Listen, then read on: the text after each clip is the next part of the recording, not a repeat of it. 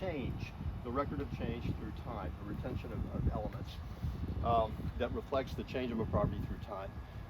Then you have restoration, which a lot of people might think of as being the same as preservation, but actually restoration involves removing elements that are not appropriate to a specific time period, to try to restore something back to a specific target period.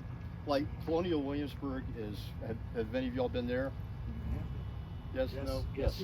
Okay, it's a great example of both a restoration and a reconstruction, because the target period is 1776. So if a building was later than 1776, it had to be removed.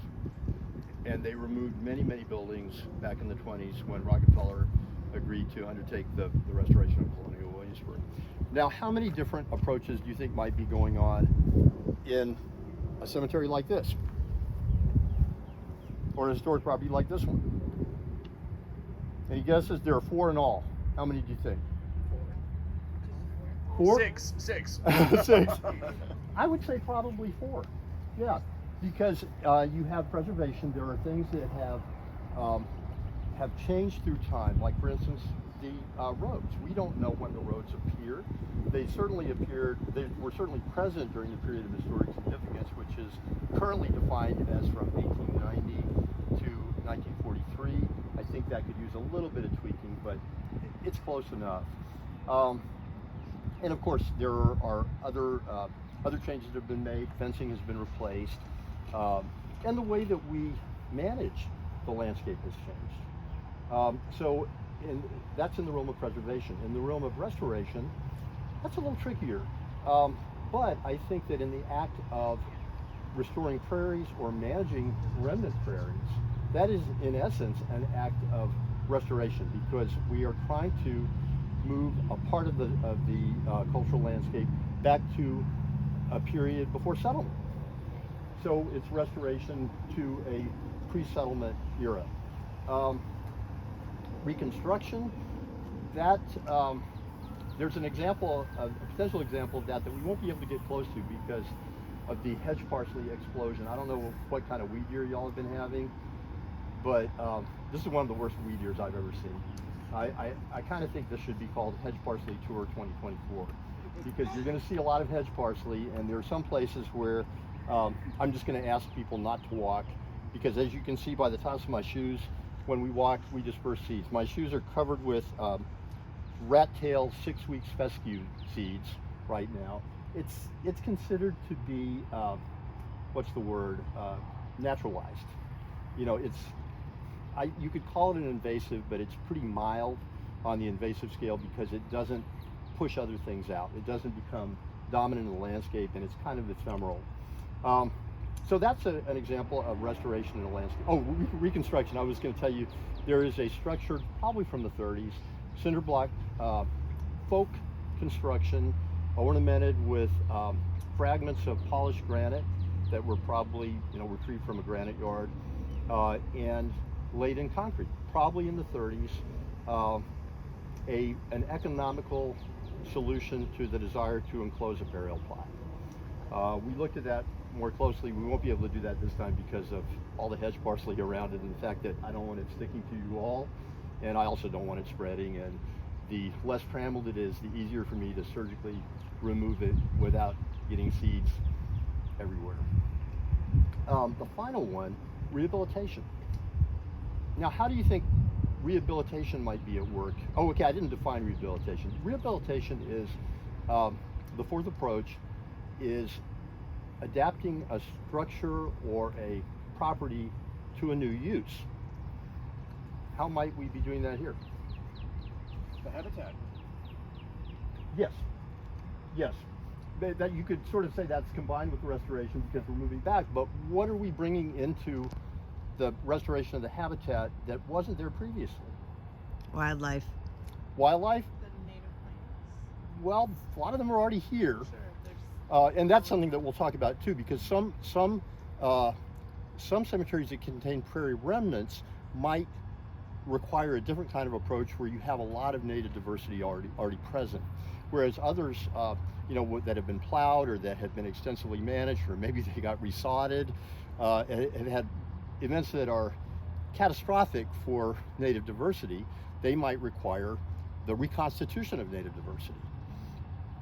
But what's new is that, yes, we're restoring habitats, but we're bringing people in to appreciate the restoration of habitats.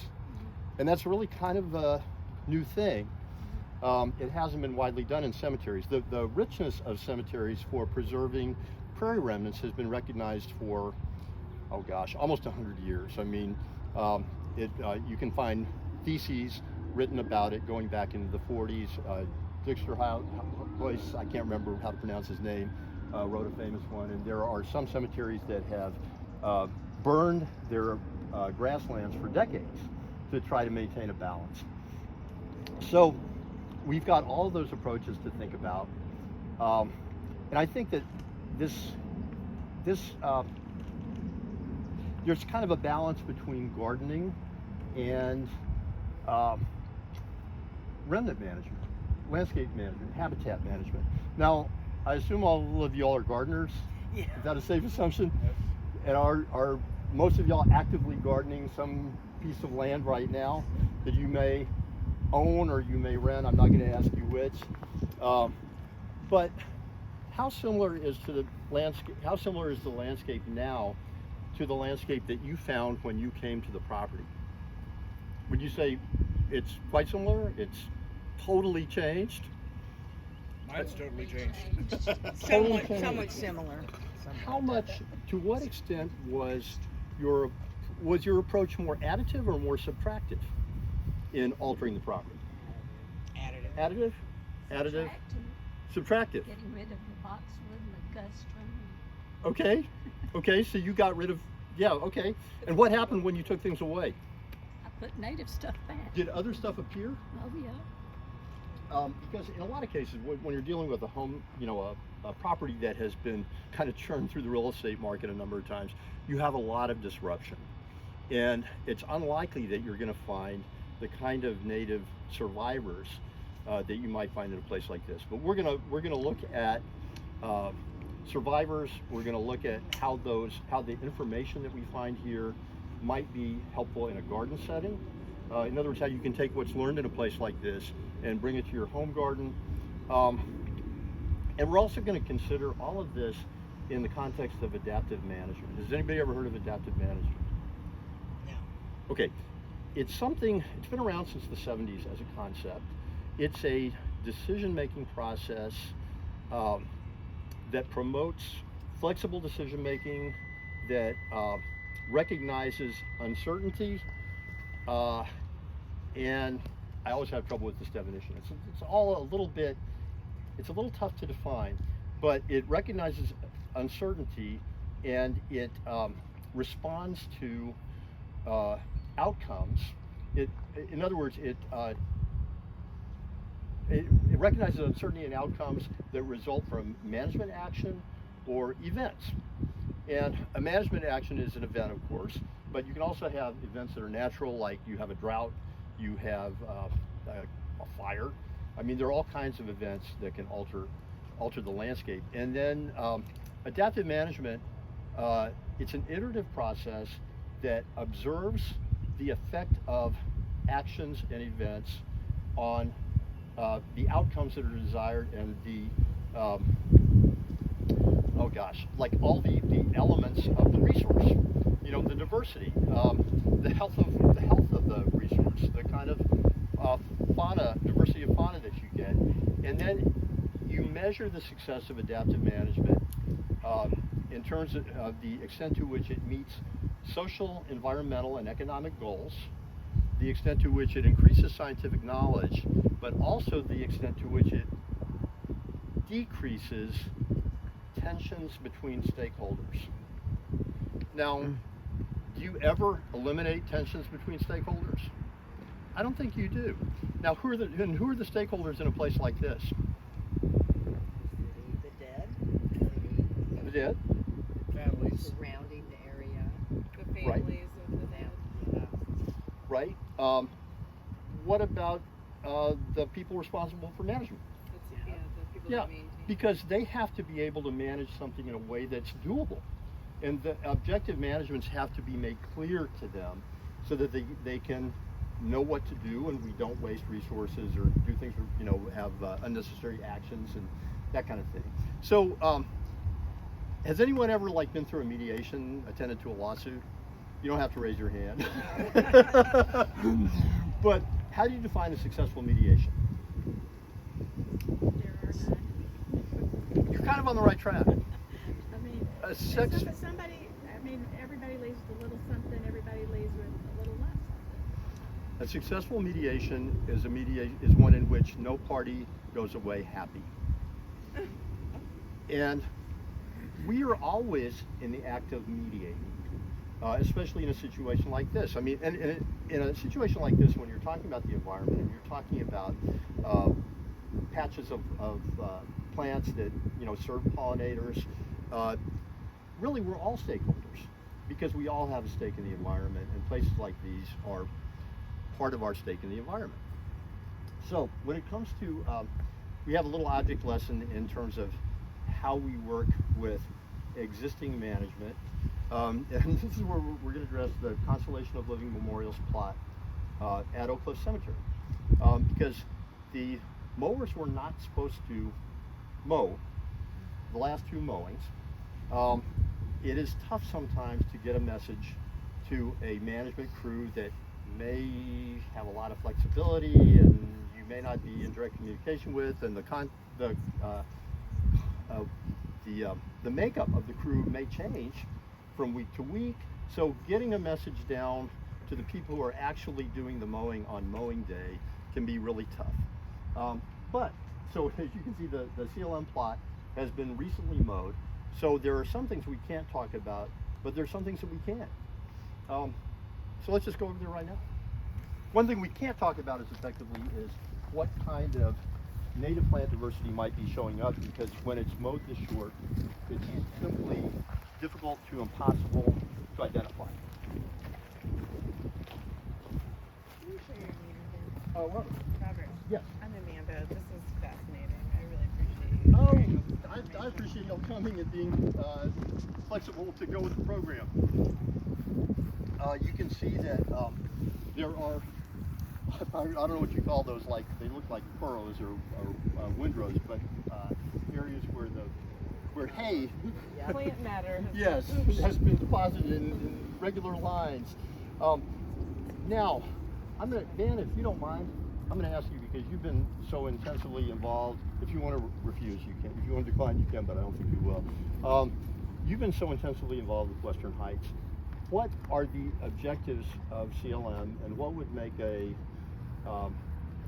plot or a piece of land a good candidate for a CLM project? So, a cemetery in particular, or what?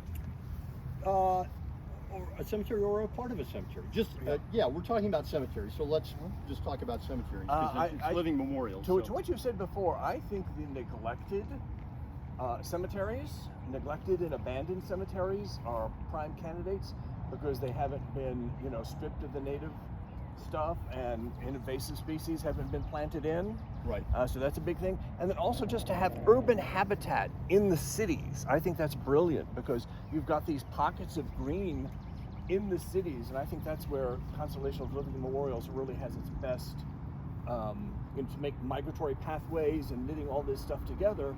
To have, it's like additional parks in the cities, for wildlife and stuff. So between those two things, a neglected cemetery and an urban area would be ideal to me. So if you're choosing with, this is an 11-acre cemetery. Oakland is 47 acres. Okay.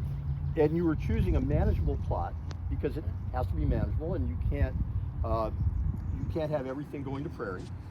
But what would you look for in that plot? So that's a good question. Western Heights is only 2 acres. Right. And we have a sliding scale at CLM, so we have to have 50%. The smaller you are, the bigger percentage you have to have in habitat. So we have to have 50% in habitat. And in the beginning, I picked what I thought were the ideal areas to have habitat. But then as plants have bloomed and the seasons have progressed, because we started back in November, we signed the agreement in November, but we got started September, October a little bit. And I said, oh, this would be a great habitat area, this would be a great habitat area. And then as things progressed, this area is all weeds, you know? And then we had gone through and put flags of really high value, like antelope horn milkweeds and green milkweed and stuff like that. And that's all over here that just popped up.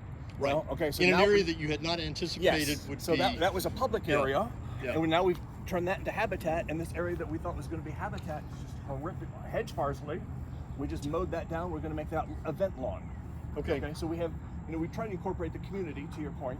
Yeah. And so we have to have public event space lawns for gatherings, and so we turn weedy areas into event lawns. So you shifted what you thought was your plan to a different. That's adaptive management. Yep. Because you took an action. You sequestered an area, or you sequestered areas to see what they would reveal about themselves, and then you discovered that your intuition or your supposition needed a little adjustment. Nature didn't agree with my Exactly. selection. Yeah.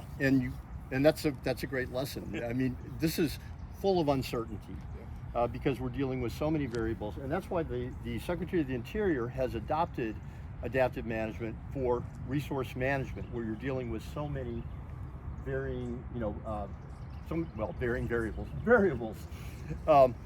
Now, does this project have a teaching or an outreach element also? Absolutely. So what about a site, what would be the ideal site to serve that purpose? Well, one of the goals is Or what attributes, I'm sorry, would you look for? in a site to choose. Yeah. What community need, I would say, is one thing.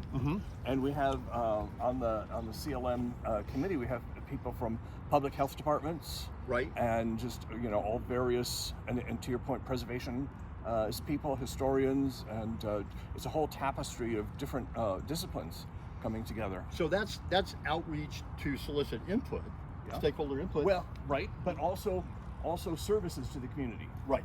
Teaching them different things about the importance of green space and how important that is to your mental health and recreational stuff. How might the selection of a specific site serve that purpose somewhat passively? No, okay. I'll cut to the chase. When Julie and I first discussed what might be a great plot for CLM, this one had some obvious attributes. I don't know if any of them jump out to you, but one of them to me, aside from the fact that look at that big open space with no monuments to be, because you have to be respectful of monuments, and the way that you do that, I mean, there could be many ways. Maybe you can manage areas around a lawn monument to be low, buffalo grass, frog fruit, other things that, sedges. Yeah, we have a great one here, cedar sedge, Ponostachys, Carex ponostachys, that stays very low. It's very, very well mannered. But if you have an area that is naturally open, that's kind of obvious, a good choice. And there is no more naturally open area in the cemetery than this. The other thing I was thinking about was being visible. And what this site has that not every site in the cemetery would have is a lot of road frontage, over 200 feet. So if that fence, which is mostly full of invasive privet, some not invasive but very exuberant greenbrier, and other things that could be removed without damage to the diversity of the ecosystem, then you have a teaching tool. People driving by on Moore Street can see what you're doing. And if it's, full of wildflowers and other things and interesting, they're going to want to know more about it. And then, of course, you also have this great access, an interior driveway with about 130 feet of frontage on the site. Then there are unique elements, ecological elements to consider, which we're going to look at one of those right now. Would you just mention the age and acreage of the cemetery? Yeah, the acreage is, as I mentioned before, is 11. The first known burial in the cemetery, which is also the only surviving, well, the earliest surviving marked burial, was July 1844, July 14th, 1844.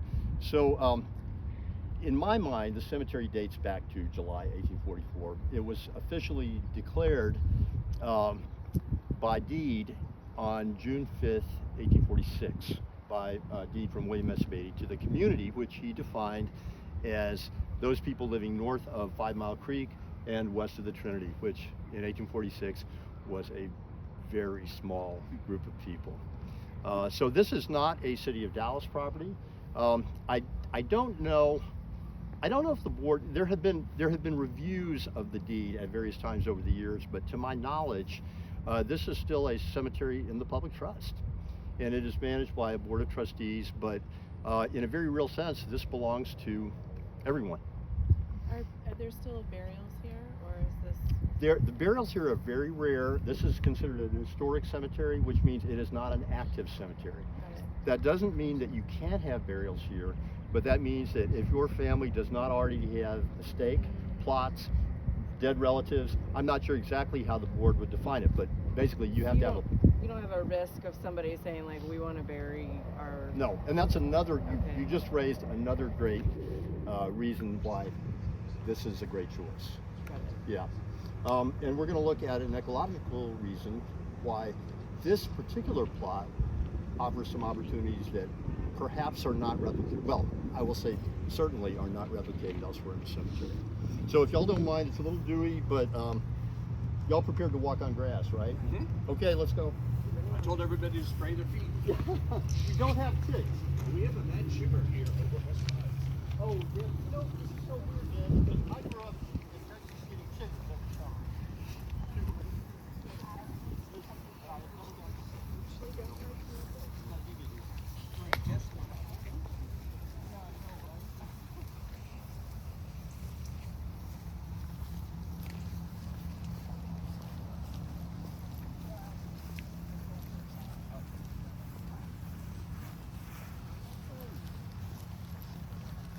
What are you noticing about where we are? It's low. It's low. And low means wet.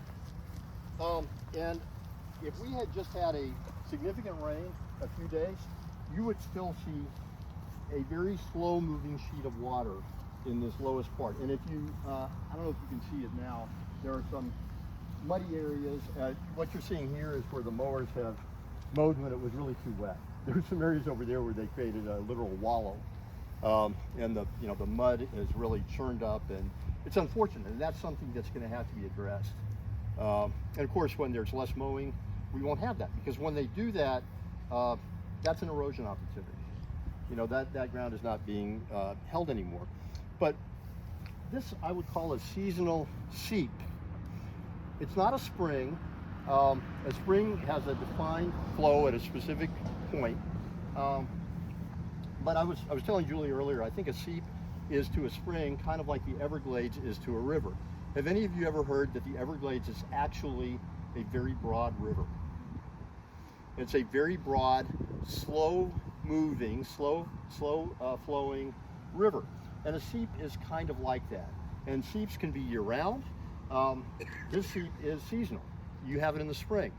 But I am thinking, I'm not a hydrologist, but I am guessing that a seep that may be apparent in the spring may be subsurface as the season gets drier. And that would mean that the water table would be a little higher here than it might be on a very high, well-drained site. And if you wonder why there's a seep here, well, look in that direction. The seep flows this way. If you look around, you see in every direction you see land that is higher than here. And that land is like a sponge that soaks up water, and that water is gradually draining out of that land and emerging here above the surface as a seep. Now, what kind of opportunities might that present for prairie restoration here? Bog garden. Bog garden. I'm not sure if Not that much it bog would out meet there. bog standards for dampness, but there are some species that are that like wet feet some part of the year. Meadows. Yeah, Mesic meadows, yes. And I'm not sure that I'd say would this meet your definition for a Mesic meadow? I'm not from Texas, I don't know. Okay, but There are, if I threw out the big four prairie tall grasses, would anyone like raise their hand and say what they are? Where's Amanda? I should know all this. So you've got the big blue stem. Big blue stem, You've got switchgrass. switchgrass,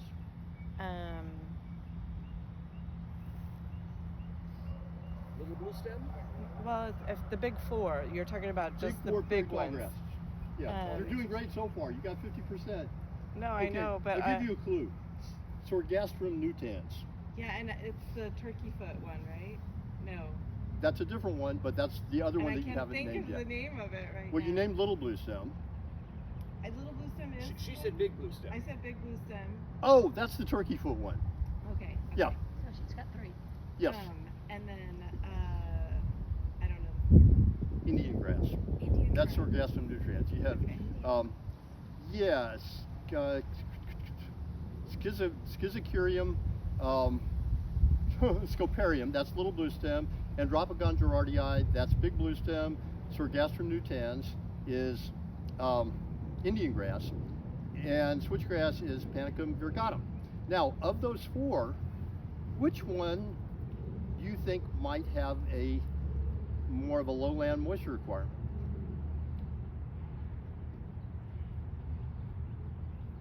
Give you a clue. One of them has 2 ecotypes, an upland and a lowland. Well, I've seen little blue stem in pretty much really dry areas, so I. Have you don't seen it in wet areas too? Yeah, I guess so. Little blue stem Yeah. is the most habitat adaptive of the big 4. Okay. And it's also the most common of the big 4 in Texas. Right. Yeah. So switchgrass actually has a lowland and an upland ecotype. And here in the south, we really only have the lowland ecotype. The upland ecotype is a little more northern, and where you can most readily observe the lowland switchgrass here in Dallas is along the Trinity River.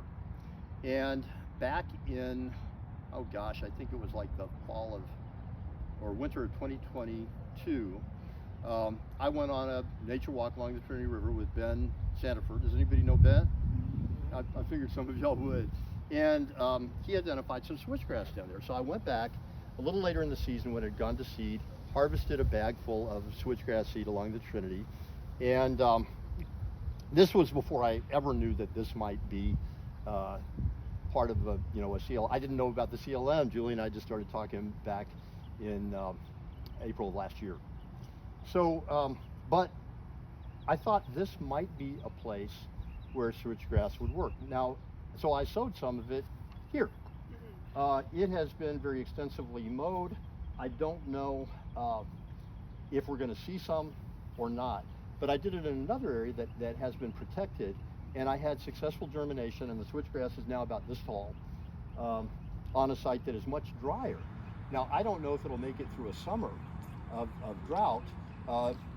Switchgrass can have roots that go 10 to 12 feet below the surface.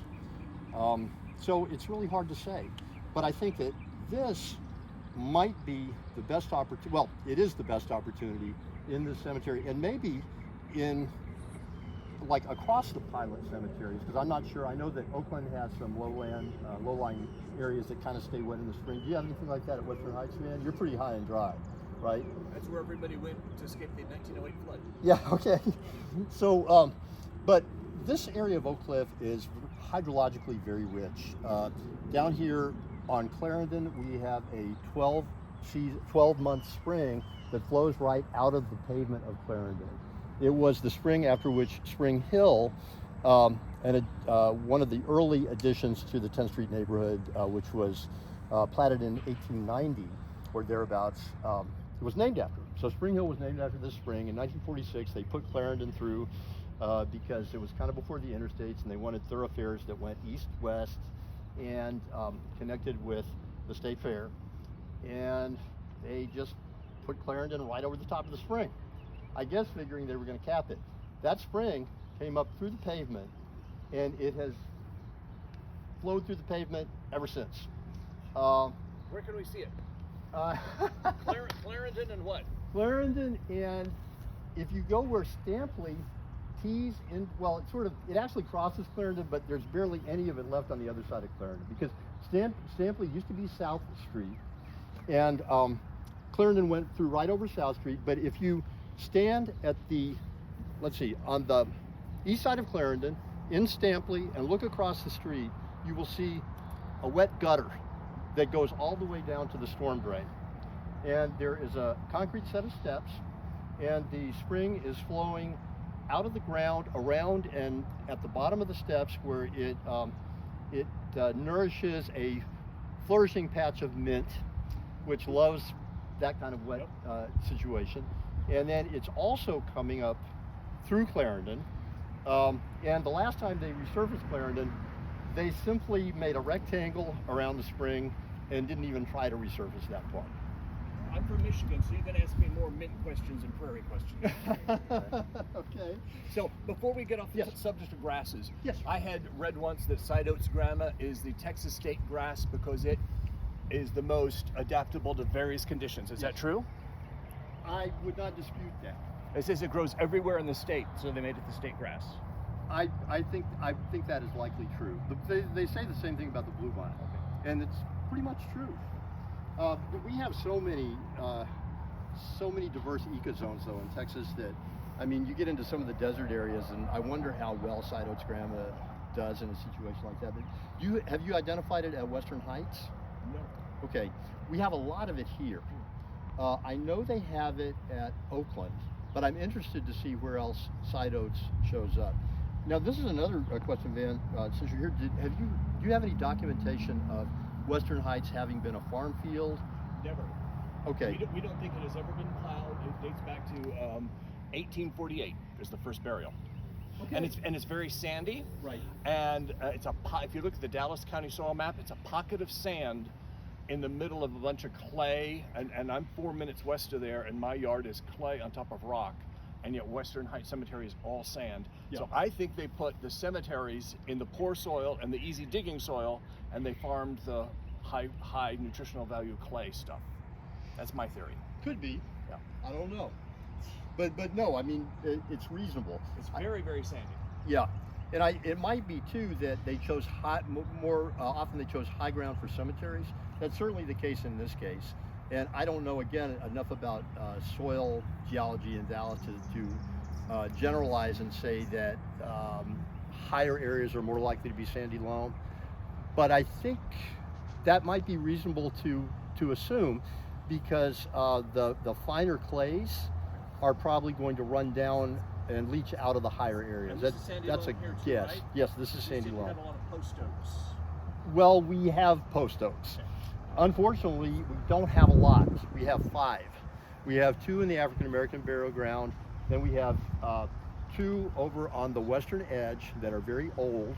One of which I think was the shade tree that inspired the choice of sites for the first burial in 1844, because it is that old. And then we have another one that's growing right under the power line, the fence line, kind of over there. We would have a lot more, I believe, but that gets back to management practices. Post oaks, have you ever seen a post oak for sale in a container? Why not? They don't like to be disturbed. They do not like to be disturbed. Have you ever tried to transplant a post oak seedling? And if you did, I would bet you it would not work. They're very, very hard to transplant, and I think the only reasonable way to propagate post oaks is to plant acorns where you want the post oak to be. And a lot of people don't have patience for that. Management regimens in places like this do not really take into account the propagation needs of post oaks, so they get mowed down. And they're very slow growing, right? They start out slow growing. They're pretty slow growing as far as trees go, but like a lot of trees, white pines being one, some of the oaks, they will stay low to the ground for a while before they really start putting on good growth. I'm trying to think of one other thing. Just since we're here, this tract also has a tree that is not represented elsewhere in the cemetery, even though it is historically a common tree. I think it is becoming less common because people don't plant it. If you wanted your house to stand on a solid foundation that would not rot, what kind of post did you use? Bodark. Right behind you. You recognize it? Without the horse apples. It's not without the horse apples, but you see that broad leaf. Yep. That's a little bit, I don't know, I think you could say, well, that's a white mulberry right there. And the That's thorns. Very typical. What's that? And the thorns. And the thorns, yes. And the very, very hard wood. But the bodark, the mulberries, and figs are all in the same family. And, go ahead. No, I thought, What is this tree? the one that's chlorotic, that's a liquid amber styrosiflua, which is suicune. Oh. Yeah, and that is planted here. Just like does anybody recognize the purple tree behind it? Is that smoke tree? I wish it were. Too big for smoke tree. Again, common in the nursery trade. Plum? Plum. It's a purple leaf plum, yeah. And, you know, what people decide to do is going to be up to them. I'm not really weighing in on this, but in my view, those would be trees that you would be looking toward replacing. You know, would I suggest that you actually girdle them and remove them, or or just remove them? Maybe in the case of the sweet gum, simply because it's not healthy looking, and it's not. You can tell it's not well adapted to the spot. It's not getting iron.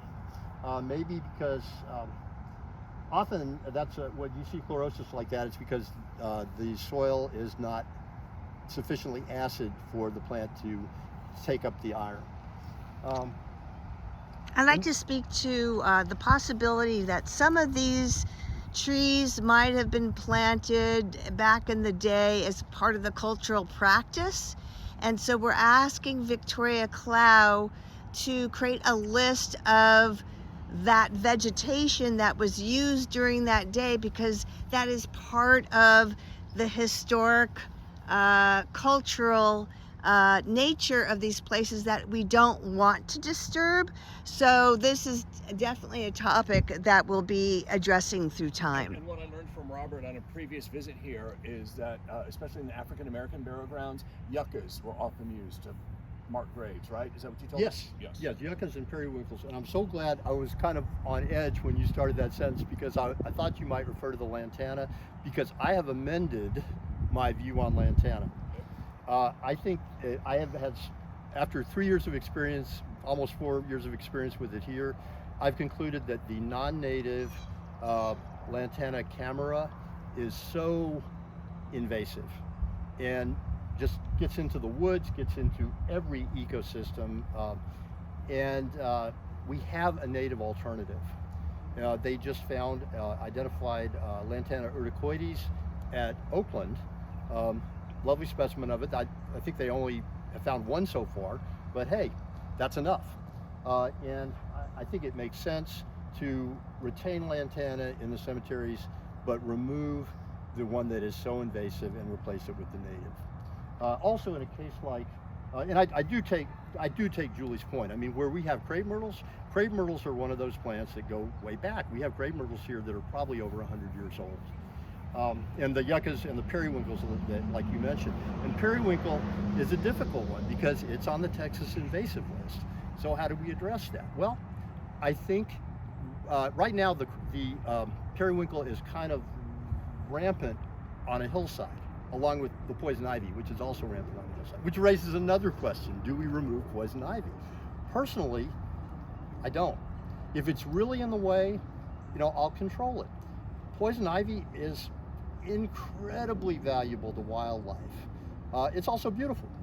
It is one of our best colorers for fall color in an area that doesn't have a lot of native plants that produce fall color. But with periwinkle, my approach is I would never propose that we extirpate it from the African American burial ground. However, there are areas where it can be concentrated, and it probably was initially concentrated. The distribution that we see now is a reflection of really, probably 75 years of all kinds of management, changes. No, that neglected the issue of the periwinkle. I mean, the periwinkle just kind of went with whatever management practice was in force and spread. Now this one over here, on the other hand, the mulberry, it's the tallest thing in this big clump of stuff, which also includes a really great poison ivy vine, but that's a whole nother story. That's a white mulberry. I would always recommend removal of white mulberries. They are the non-native types. There's a red mulberry across the street. I don't think we can quite see it from here. That might be it over there. I especially would not want to have a white mulberry and a red mulberry close together, because the red mulberry is native, but the white mulberry and the red mulberry will hybridize. Is there a quick way to tell the difference? No? We'll Google it if not. Yeah, they say, oh gosh, the roughness of the leaf, that kind of thing. I haven't found that to be totally reliable. One thing that made it real easy for me this spring is this one produced white mulberries. Actually, I don't know if it dropped its berries. It may have. I haven't looked at it recently because it doesn't really seem to have fruit on it now. But the other thing, of course, is that the picture this said white mulberry when I entered a picture, because the mulberries, I think, are kind of hard to. Well, the leaves are so variable. Yes. Yeah. Yeah, they are variable. And what is this yellow flower? That's what we call Texas dandelion. I forget the scientific on that, but those are ones that when I find them, I leave them alone. Is it? Oh, so it's not a native, or no? It is a native. It is native. Yes. Yeah, I leave them alone. But it's a relative of the other dandelion?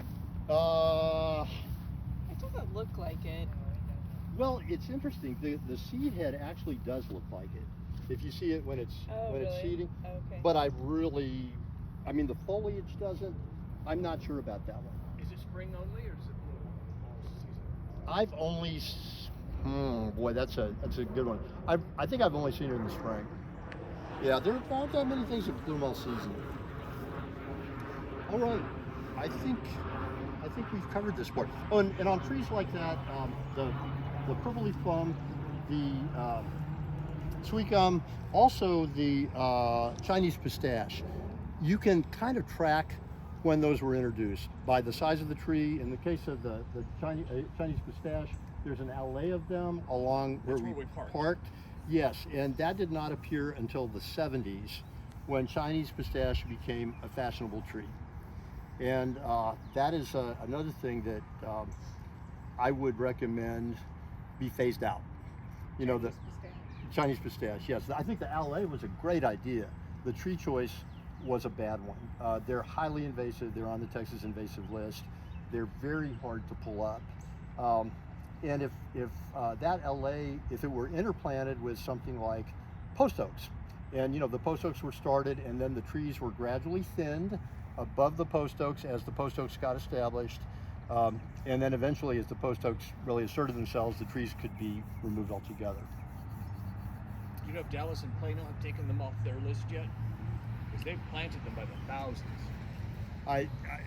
They probably are still endorsing them, and what the choice the city makes, that's a whole other.